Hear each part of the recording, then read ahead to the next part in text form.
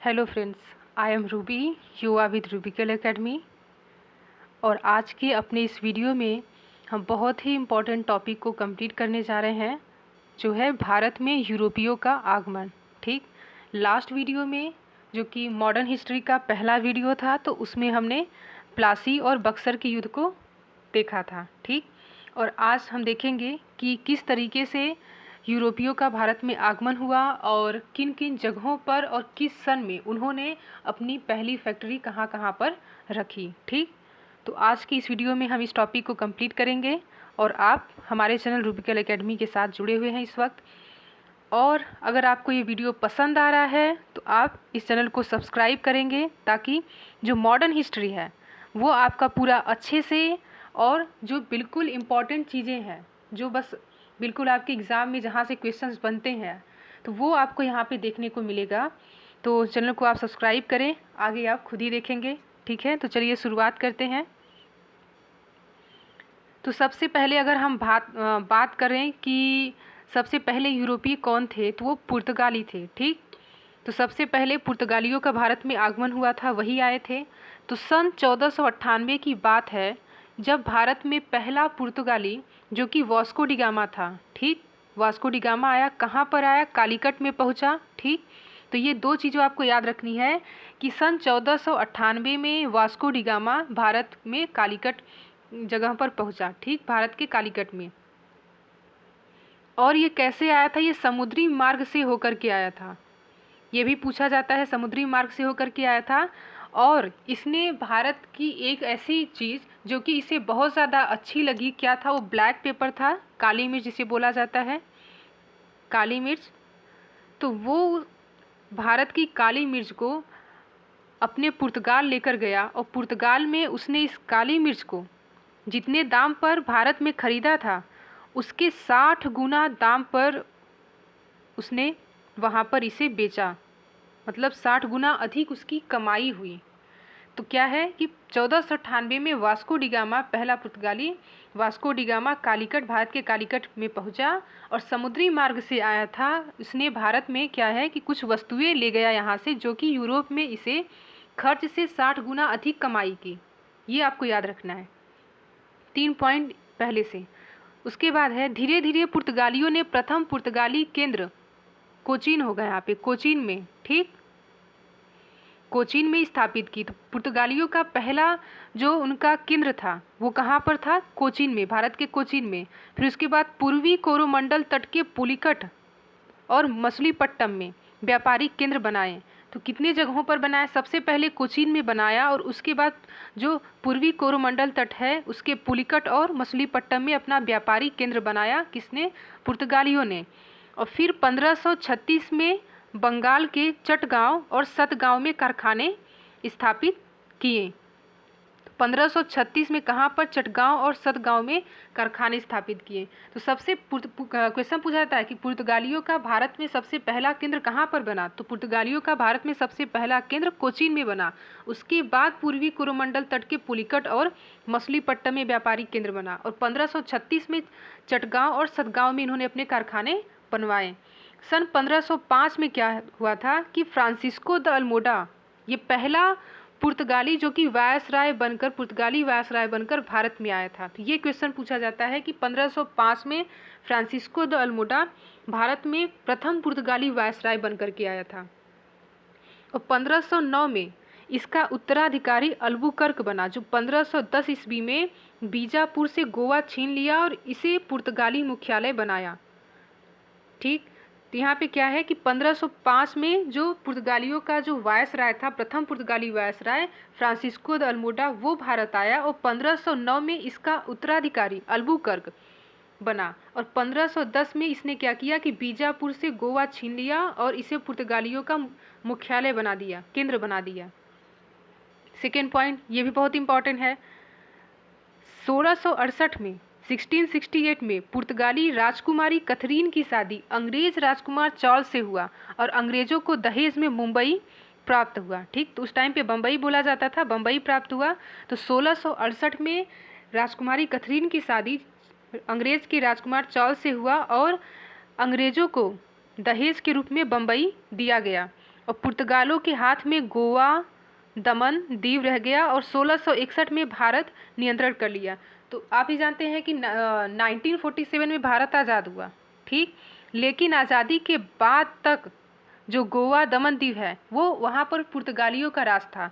और 1961 में, ठीक, 1961 में गोवा और दमन दीव ये भारतीयों ने पुर्तगालियों से जीता। तो ये आपको याद रखना पड़ेगा कि गोवा और दमन दीव क्या मतलब कि यहाँ पे अपने भारत के लोग इसे जीते। तो ये पूछा जाता है कि पहले तो किससे जीता गया था, पुर्तगालियों से जीता गया था, किस सन में, 1961 में जीता गया था। तो इसका पूरा ये जो जितना भी है हर एक पॉइंट बहुत ज़्यादा इंपॉर्टेंट है, आप कुछ भी यहाँ से स्किप नहीं कर सकते। मैंने पहले ही कहा कि हर एक पॉइंट इंपॉर्टेंट है, कुछ भी इधर उधर का नहीं है। तो आपको पूरा मैं एक बार फिर से यहाँ पे रिवाइज कराऊंगी कि 1498 में प्रथम पुर्तगाली क्या था, वास्को डी गामा, जो कि भारत के कालीकट में आया और समुद्री मार्ग से, ये आपको याद रखना पड़ेगा, समुद्री मार्ग से ये आए थे।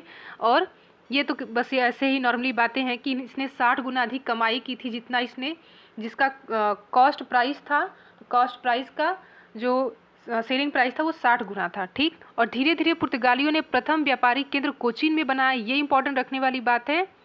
उसके बाद मछलीपट्टनम में व्यापारिक केंद्र बनाए और पुलिकट में। और 1536 में बंगाल के चटगांव और सतगांव में इन्होंने अपने व्यापारिक केंद्र बनवाए। और 1505 में फ्रांसिस्को द अल्मोडा, जो कि प्रथम पुर्तगाली वायसराय बनकर के भारत में आया, और 1509 में उसका उत्तराधिकारी अल्बुकर्क बन गया, और जो कि 1510 में बीजापुर से गोवा छीन लिया और इसे पुर्तगालियों का मुख्यालय बना दिया गया, ठीक। और 1668 की बात है जब कि राजकुमारी कैथरीन की शादी चार्ल्स राजकुमार जो थे उनसे हुआ, और अंग्रेज़ों को इन्होंने क्या दिया, दहेज में मुंबई नगर दहेज के रूप में दे दिया। पुर्तगालियों के हाथ में क्या था, गोवा था, दमन था, दीव था, जो कि 1961 में भारतीयों ने इस पे नियंत्रण किया, ये यहाँ पे याद रखने का है। अब आगे देखते हैं। आगे है कि इंग्लिश ईस्ट इंडिया कंपनी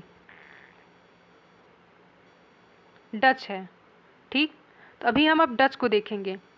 तो पुर्तगालियों के बाद भारत में कौन आया था, डच आए थे। तो 1610 की बात है जब एक चार्टर द्वारा ईस्ट इंडिया कंपनी को स्थापना कर इस सरकार द्वारा किया गया, ठीक। एक चार्टर एक्ट 1602 में एक चार्टर द्वारा ईस्ट इंडिया कंपनी की स्थापना की गई, और भारत में डचों का पहला कारखाना जो है 1605 में मछलीपट्टनम में और दूसरा कारखाना पुलिकट में स्थापित हुआ। तो ये आपको बिल्कुल अच्छे से याद रखना है कि पहला डच का पहला कारखाना कहाँ पर, मछलीपट्टनम में, ठीक, और दूसरा कारखाना पुलिकट में। सूरत एवं आगरा में 1621 में, और पटना में 1638 में, चिंसुरा में 1653 में कारखाना स्थापित किया गया। तो आपको सबका डेट याद रखना पड़ेगा और सबसे पहले कहाँ पर कारखाना बनवाया गया था ये याद रखना है। तो 1602 में एक चार्टर एक्ट के द्वारा इनकी एंट्री हुई, और 1605 में जो पहला कारखाना इनका था मछलीपट्टनम में बनाया गया, और दूसरा कारखाना जो है पुलिकट में स्थापित हुआ। सूरत एवं आगरा में 1621 में, और पटना में 1638 में, और चिंसुरा में 1653 में इनके कारखाने डच के द्वारा जो है बनवाए गए। भारत में डच एवं ब्रिटिश के बीच 1759 में वेदरा का युद्ध हुआ। तो ये बहुत ही इंपॉर्टेंट पॉइंट है, ये आपको याद रखना पड़ेगा कि डायरेक्टली पूछा जाता है कि भारत में वेदरा का युद्ध कब हुआ या फिर किसके बीच में हुआ। तो ब्रिटिश और डच के बीच में वेदरा का युद्ध हुआ था, जो कि 1759 में हुआ था, और इस युद्ध में डच की पराजय हुई थी, डच जो है वो हार गए थे। तो यहाँ पे आपको इस जो डच का आगमन है भारत में, उससे 4-5 पॉइंट याद रखने हैं कि इनकी पहली जो इनके द्वारा बनाया गया कारखाना था वो मछलीपट्टनम में बना था 1605 में। दूसरा कारखाना इन्होंने पुलिकट में स्थापित किया, और उसके बाद सूरत एवं आगरा में 1621 में, और पटना में 1638, चिंसुरा में 1653 में। भारत में डच और ब्रिटिश के बीच 1759 में एक युद्ध हुआ जिसे वेदरा का युद्ध बोला जाता है, और इस युद्ध में डच की पराजय हुई थी। अब आगे हम देखेंगे कि इंग्लिश ईस्ट इंडिया कंपनी के बारे में, कि इंग्लिश ईस्ट इंडिया कंपनी का कैसे आगमन हुआ, कब आगमन हुआ। 31 दिसंबर 1600 ईस्वी को महारानी एलिजाबेथ एक चार्टर द्वारा ईस्ट इंडिया कंपनी को व्यापार करने की अनुमति प्रदान की। तो जो महारानी जो क्वीन एलिजाबेथ थी, उन्होंने एक चार्टर एक्ट के द्वारा 1600 ईस्वी में भारत में व्यापार करने की अनुमति प्रदान की थी, ठीक। और अंग्रेज़ों की पहली फैक्ट्री जो कि 1608 में 1608 में उन्होंने कोशिश किया था, ये आपको दोनों चीज़ें याद रखनी है कि 1608 में इन्होंने, अंग्रेज़ों ने कोशिश की थी, पहली कोशिश इनकी 1608 में हुई थी, लेकिन फाइनली जो इन्होंने अपनी फैक्ट्री डलवाई थी, बनवाई भारत में, वो 1613 में बनी थी। ये आपको याद रखना है। 1608 में इनकी पहली कोशिश थी कि भारत में अपनी फैक्ट्री लगवाई जाए, लेकिन फाइनली 1613 में इनका ये जो इनका सोच था, जो ये पाना चाहते थे, ये इन्हें 1613 में हासिल हुआ। और कहाँ पर बना था? सूरत में बना था। तो अंग्रेज़ों की पहली जो फैक्ट्री है वो भारत में 1613 में सूरत में बनी थी, और मछलीपट्टनम में 1611 में, और दक्षिण भारत की पहली और भारत की दूसरी फैक्ट्री अंग्रेज़ों ने स्थापित की थी। ठीक, तो 1 मिनट, यहाँ पे 1611 है। 1611 में क्या हुआ था कि दक्षिण भारत में तो पहली कंपनी, लेकिन भारत की दूसरी फैक्ट्री अंग्रेज़ों के द्वारा स्थापित करवाई गई। ये आपको यहाँ पे याद रखना है कि पहली बार इन्होंने 1608 में प्रयास किया था कि भारत में इनकी एक फैक्ट्री बने, लेकिन वो प्रयास इनका उस टाइम सफल नहीं हुआ। 1613 में पहली बार क्या हुआ कि इनके द्वारा, हाँ, पहले 1611 में मछलीपट्टनम में, उसके बाद 1613 में कहाँ पर बना? 1613 में सूरत में बना। ठीक, ये आपको याद रखना है। तो जो 1611 में मछलीपट्टनम में बना था, ये दक्षिण भारत का पहला, लेकिन भारत का दूसरा ये फैक्ट्री था। अब अभी हमने डच को देखा, अब हम डेन को देखते हैं कि डेनिश कब आए थे भारत में। तो 1616 की बात है जब डेनिश कंपनी का भारत में आगमन हुआ। ये सब आपको याद रखना है, डेट, यही तो एग्ज़ाम में पूछा जाता है। डेट आपको याद रखना है कि 1616 में पहली बार डेनिश कंपनी का भारत में आगमन हुआ। इसने तमिलनाडु के टंकुआर में 1620 में एवं 1676 में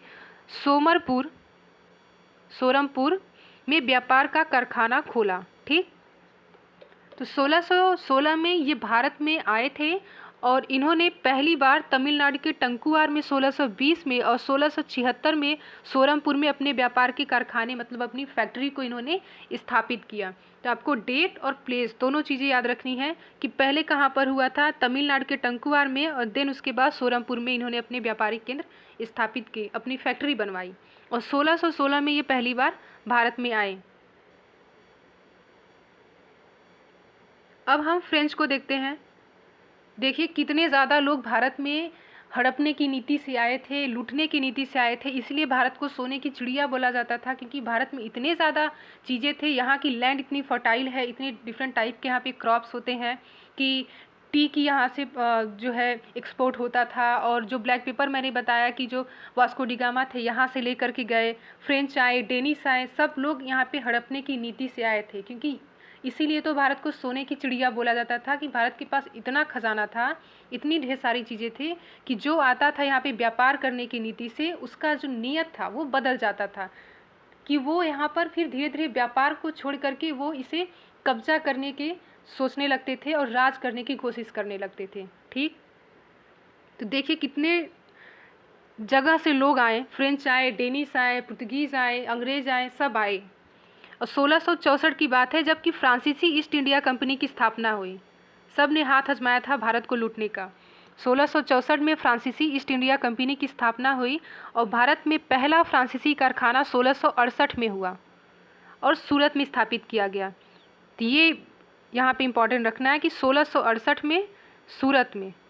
ठीक, और 1690 से 92 ईस्वी में फ्रांसीसियों ने कलकत्ता के निकट चंद्रनगर नामक नगर बसाया।